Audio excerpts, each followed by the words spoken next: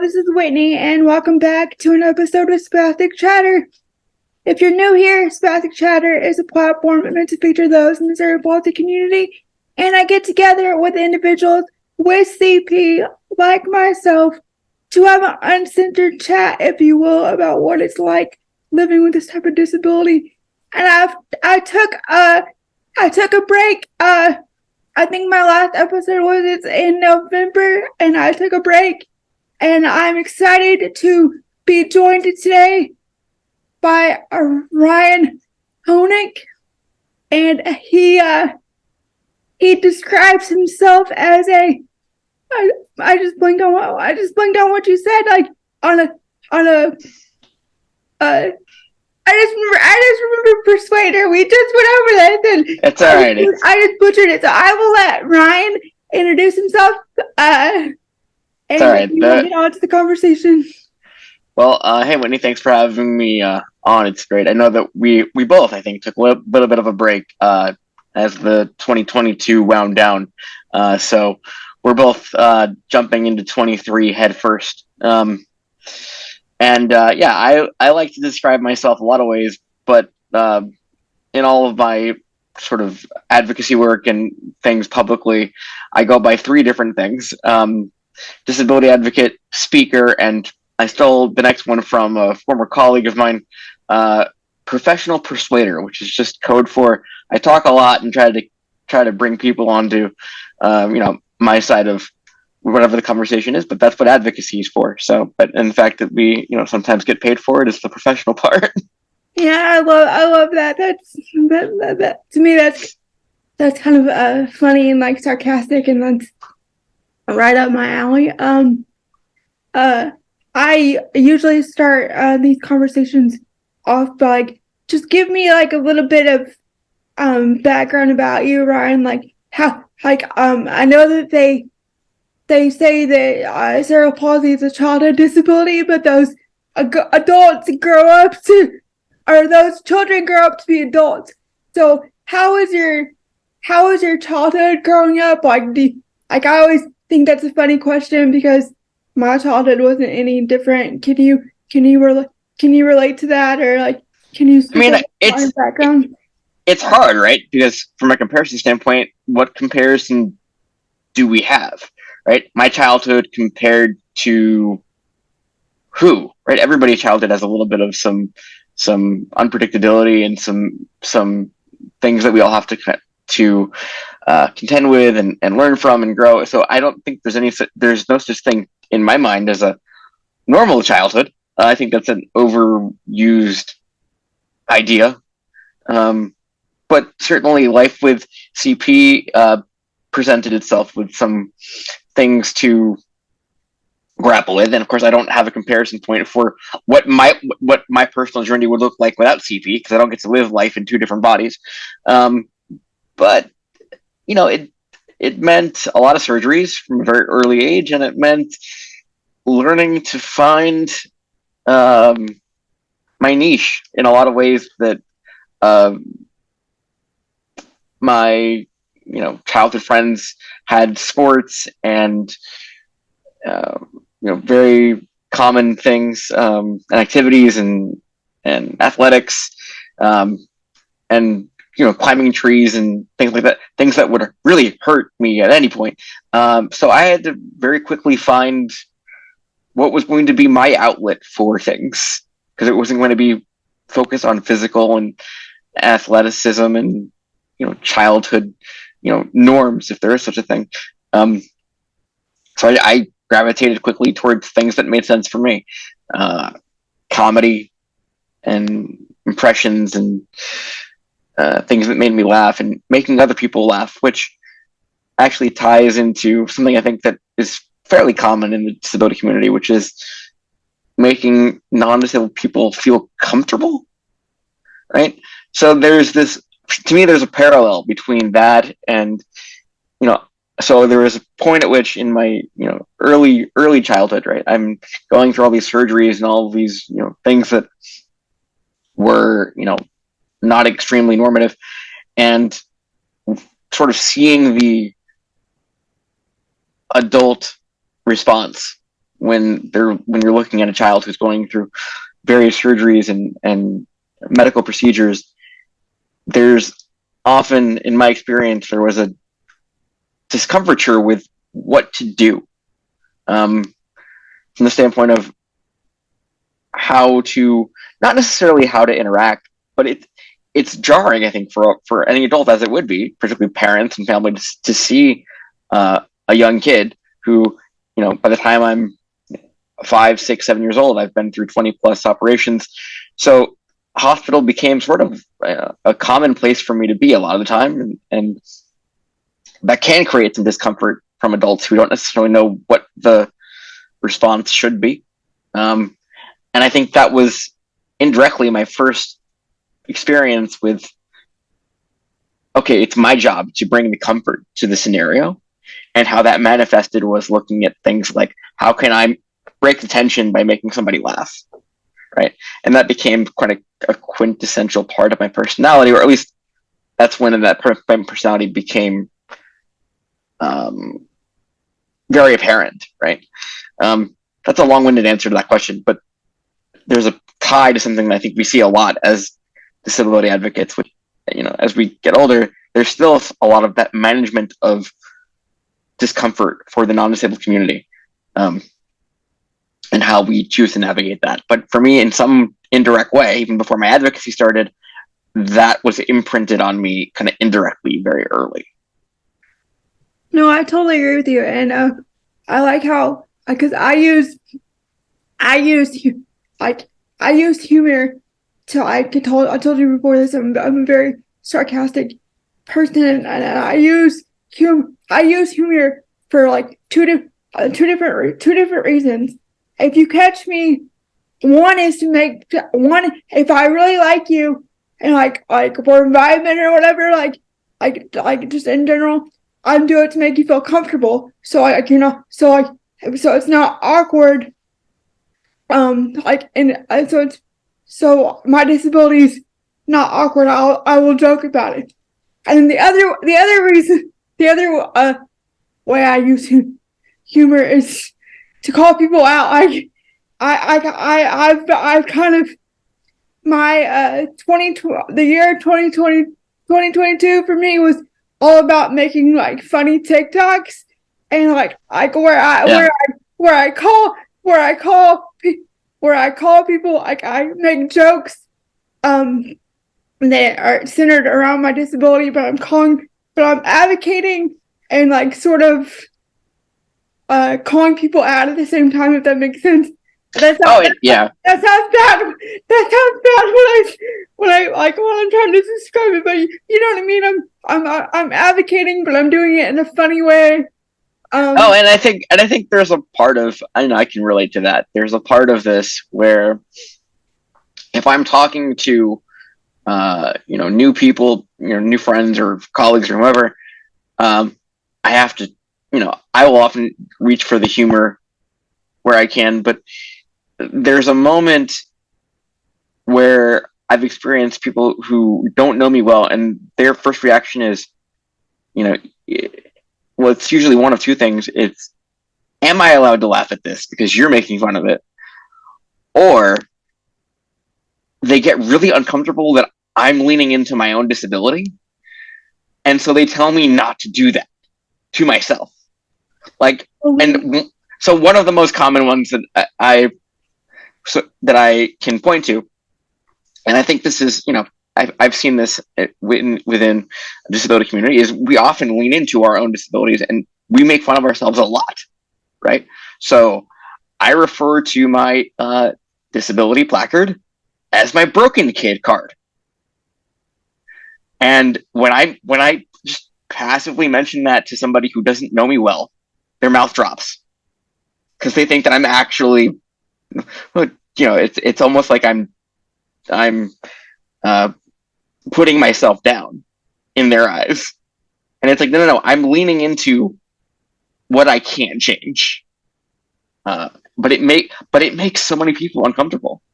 Exactly. And like what just came to my mind is like in college and like around my friends and stuff, my friends are like total are like total assholes to me, but like in the best way possible.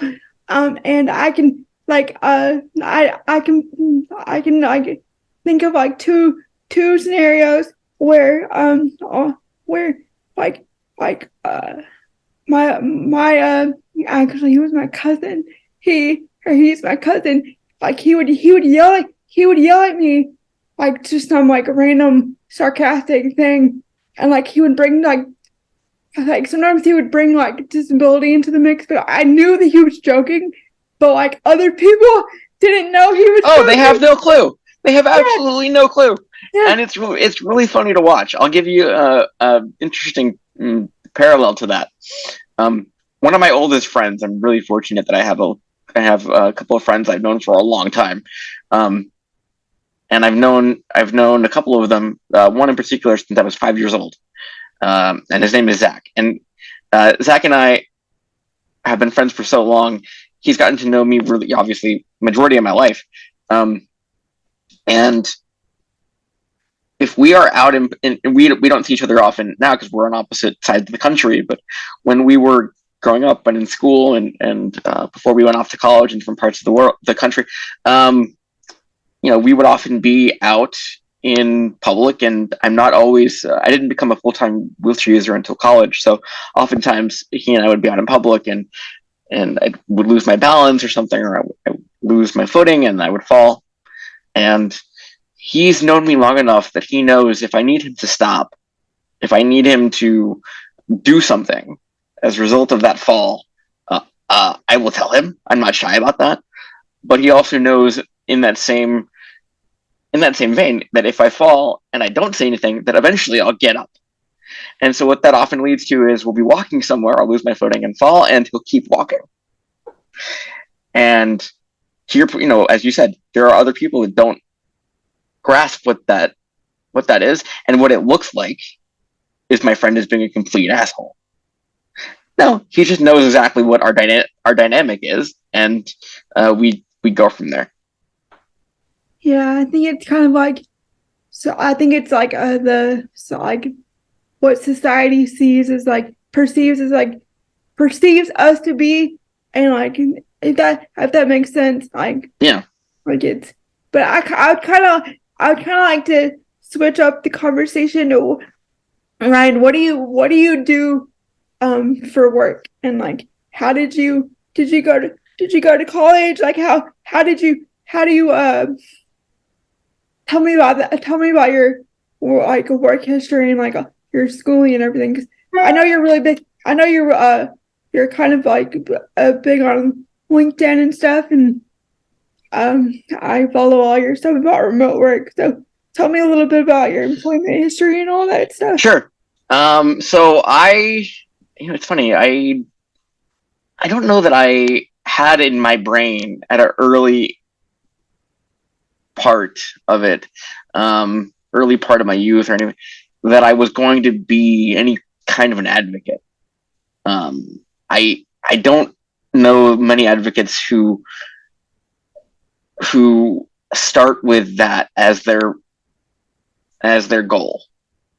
I know people in disability whose focus is more, hey, here's a thing that's not working, I'm angry about it.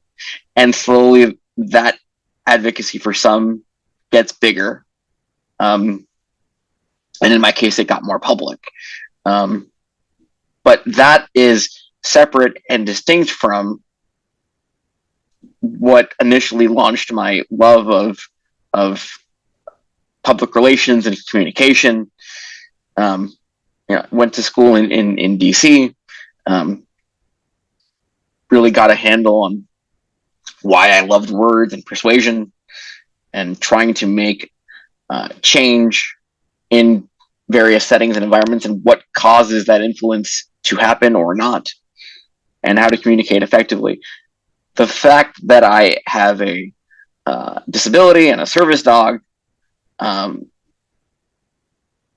ended up kind of indirectly taking all those skills and putting them together, in pieces. I don't think I was as big of an advocate, frankly, until I got matched with Pico, and we're coming up on we're coming up on 9 years ago. So I had, I had life as a person with a disability, and slowly as I got out of school, I learned how to, take what I had learned and become a better advocate for myself in small ways. But it wasn't until I got matched with Pico where it became more than just about me. It was me navigating the world with a service dog, and it became about how do we do that safely. And one of the very first public pieces of advocacy that I did was taking on Petco, which seems like eons ago now. And that led to taking on other institutions, Uber and Lyft and rideshare and the DC Metro system, and just slowly kind of strengthening that muscle of advocacy against the backdrop of all my PR, education, communication, and then going on and becoming more of a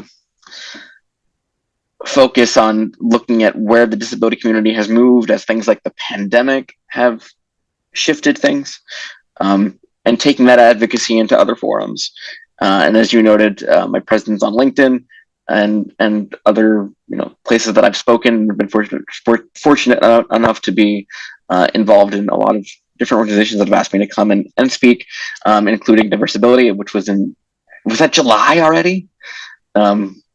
For Disability Employment Month, that panel.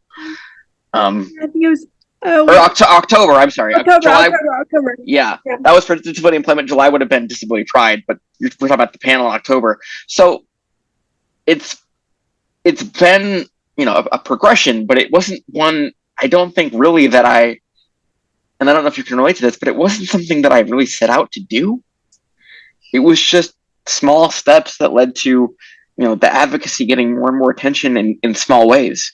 And this is the thing that I think that if I could impart any wisdom on any advocates or future advocates or would-be advocates, it's, for myself, I didn't set out to do and become this massive, not that I'm massive, no, that's not the right word, but I didn't set out to be a change maker the way that things have evolved. Right. I'm curious, and I would think that people listening to this or watching this, is advocacy like your primary source of income, and like how did, or if it's not, like how did you turn your advocacy into a income, if that makes sense, if that's how you make your. So it's kind of that's a really big question, like for somebody that wants to be an advocate, especially in this day and age with social media and influencers and all that stuff. And it's and like I said, I think that's part of the biggest lesson that I've learned. Right. So my primary. So this is to me, it's an interesting question to dissect. How I make my primary living is through my work as a federal employee. However, if you look at my public profiles, if you look at my the things that I lead with publicly, my federal employment is secondary to the public advocacy that I do, and that is largely by design. We talk about identity, disability identity. That's what I lead with. My disability. I'm a disabled person and a disabled advocate first, and a federal employee and whatever else second. That being said, that was a very recent shift in terms of what I chose to center, because I started intentionally focusing more on the advocacy, even though that's not the primary thing that pays my rent. And we can get into what we could get into why that is, and the fact that disability advocates are often, or disability, folks in general are, struggling to find employment, keep employment, get equal employment equity. I kind of want to touch on that because Yeah. I don't know if you've because right now you are doing remote work, right? Yes.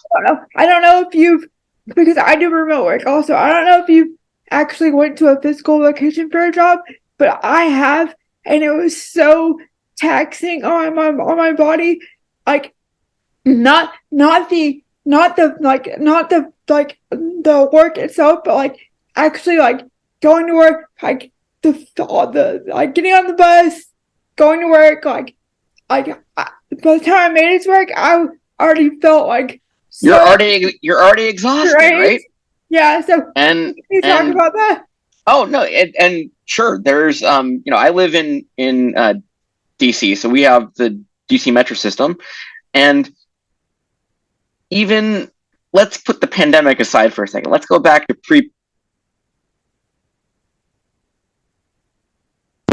hold on. Did I lose you? I got a phone call, and I think I had to turn the audio down. Okay. I was trying to turn the phone off. I apologize. Pre-pandemic, I was going into the office, and that can be extremely taxing. And in fact, when I worked in downtown DC, that was about an hour commute at one time. And so if any of the elevators ever broke, right, let's say there's 8 elevators between my house and my office, between the platforms and the transfers and this, if any one of those breaks, my whole commute is shot. So by the time I got to work, I always felt like, okay, I won the lottery. I got all the elevators to work. I'm there. My chair's there. My dog's okay, right? And now you want me to actually do what now? My brain's already spent so much energy getting there. And like you live like in a very like populated area, like but in Texas, like the transportation system is like almost non-existent. Like where it is like, especially where I've like live, like Austin, Corpus, like all the bigger cities are a little bit different, but like I remember that like I would have bus drivers just refuse to stop because they saw me in a wheelchair and they knew that it would take at least like 10 minutes for them to load me, and so they would just keep on going. And like I lived like 10 minutes away from my work, but it took me an hour to get there. Like right, and now like for the past 8 years or so, I've lived by design. I've lived within rolling distance of my office. Now I haven't been there physically since the pandemic, but should I need to go in, getting to the office is a lot less taxing because I'm a 10-minute roll from there. I was curious, is your office strictly remote right now, or did you kind of like negotiate that as part of so my office is as an agency there, we've had a leading telework program since long before the pandemic. And I think it's largely dependent on which part of my office you work for. But the offices that I've been involved in since I've joined the agency have all been very good about remote work. I have had to, since the pandemic, I have had to file for RAs to get extensions on certain policies or not extensions, but certain concessions in relation to the policies, which are already pretty good. But just to cover myself professionally, gotten some additional, coverage through RAs to make sure that there's no problems. But my office generally is very good about, hey, if you're meeting your metrics and getting your job done, it doesn't matter where you're located. And in fact, I've actually had, I've been approached by other agencies to come work for them since the pandemic started. And I've said to them, okay, but what's your telework situation? And for the ones who say, well, we're going to need you to come in 3-4 days a week, I've said that's a non-starter for me. And it goes to exactly the point that you raised. So I may be, unfortunately, missing out on growth potential with other agencies simply because I'm so reliant, but also grateful for the flexibility of my current agency when it comes to telework. And that brought up, I just thought about something. Isn't it funny how it took a whole entire pandemic to show society that remote work is possible, and like yep. the disability community has been kind of like asking for this for like. Oh, it became. I mean, I remember back when I first started federal employment, it was a point of contention, me asking for telework when my wheelchair would break or when something would come up. And they would say, yeah, but you're only authorized to telework, maybe once a week. And there'd be things that happen with my chair or my health. And I would say, I can still work, but I need to conserve some spoons. And they would get very uncomfortable with my request for extended telework. And so, yeah, I'm grateful the pandemic has made it more of a front and center conversation, but I get exacerbated that it took something this massive for that viewpoint to become non-contentious. Because even now you have the people, the pandemic's been raging for 3+ years, and even now you have all these articles and companies that are saying, we want you back in the office, and and they're trying to reverse engineer how do we get people back in the office after basically being shown that we don't have to. And the power struggle between corporations and the workforce to come back into the office when there really isn't anything that necessitates that other than, I don't know, a power struggle or ego on behalf of really high-powered CEOs. I don't know. There's no need for it.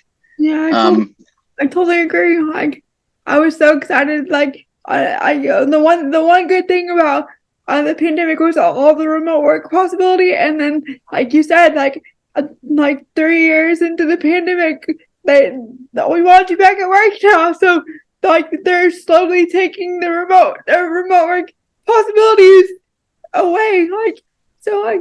Yeah, and it reminds me of it's like this reverse engineering of it, because when the pandemic first started, it was, I remember I've written publicly about this, that prior to the national emergency of the pandemic was declared in March 2020. I had just come off of surgery in January of 2020 and had been sort of following the track of the pandemic as it came to the U.S. And I said, I remember going to my leadership and saying the pandemic or this COVID thing is coming here. It's on its way here. And I'm concerned as somebody who is high risk and just had surgery and all these things. And I said, I need to extend my telework agreement right now for all these high risk reasons. And leadership said, okay, get a doctor's note. So of course that means I had to go make an appointment. I get the scheduling. I jumped through all these hoops, and then no sooner did I get that doctor's note, within 2 or 3 days it was, oh, it's a national emergency now, so everybody can work from home. And but that just goes to the narrative and familiarity of a lot of disabled people, where we say it matters to the masses when it matters to the masses, and if it's only us, and I say only, we're the largest minority, 20%, but when it's only the disability community that's fighting for something, the amount of interest, the amount of urgency, the amount of whatever you want to call it doesn't exist. And suddenly when it affects everybody, then the policy shifts happen overnight. Exactly. I agree with everything you are saying, and this is such a like we could talk for hours on this topic. But I like how we kind of started this. We kind of started this episode lighthearted, and then we got into the nitty gritty. It was I like how how it really is when it comes to employment and things for people with disabilities. I like to keep these episodes around 30 minutes because I don't know about you, but talking for a long time, it kind of wears me out. So, Ryan, do you have any like closing remarks or kind of like any like advice for those watching this episode? Like, Two things I would say on it, since we're focusing primarily on this episode, is primarily about disability employment and how that's affected. One is, and I've said this a couple times in the last few months, but it's something that I've started to live by. When you disclose to an employer that you have a disability, you are telling them one thing about you, and how that employer chooses to respond tells you everything you need to know about them. So it is an amazing sorting hat to use, and I encourage folks, if they can, if they're in a position to disclose early and let the employer know what they need, and especially if you're interviewing, right? Because if they're willing to work with you early on, that's a good sign. And if they're not, you don't want to work for them anyway. And moving off of employment, the second thing I want to say is humor and disability go hand in hand, at least for me, and it sounds like for you too, Whitney. So I would venture to say that if you talk to disabled people, we're probably some of the most humor-focused people, because we are used to laughing at ourselves and are tripping over ourselves and our fault. Because if we don't, at least I speak for myself, but if I don't lean into it, then I feel like I'm missing a great opportunity to really, what am I going to say with that? That I'm missing a great opportunity to just really appreciate all that's there. There's a lot, and for me to fully, like I said, lean into it is a survival skill. Because the alternative is getting, frustrated and angry and upset that my body doesn't work the way it's supposed to. So I've learned to make fun of it, and to the extent that makes certain people uncomfortable, well, that's a muscle they need to stretch too. yeah, totally, totally. Where can people follow you on social media, Ryan? Well, I'm going to do my best to jump into 23 with some more awareness, but I think, like you, I'm still kind of recovering from holidays. But eventually, when I start to do that more publicly, I am easily reachable in most places. LinkedIn is just, Ryan Honick. Twitter has my middle initial, so Ryan L. Honick. And what am I forgetting? I don't have. Oh, and Instagram is the same. So Ryan Honick on Instagram as well. So. And if you miss any of that, my website has center that centers all of that. So I'm easily reachable on there if people can learn about my work and my speaking engagements and things like that. And I'll try to be as responsive as I can to any inquiries or folks who have questions about this episode or want to get in touch with my work. Awesome. Well, I really enjoyed talking to you, Ryan. And for those of you watching, and you want to be on an episode, feel free to reach out to me. Like I said, like I mentioned in this episode, or I might have mentioned it before to Ryan before, but I'm trying to vamp up Spastic Chatter for 2023. I kind of took a break in 2022, so I am wanting to interview anyone in the CP community, and that could be if you have CP, if you work with individuals with cerebral palsy, or if you have a business or a product that could benefit this community, please reach out to me. And again, Ryan, it was awesome to talk with you, and Well, please check back for another episode, and thanks. Bye. Thanks, Whitney. It's been great.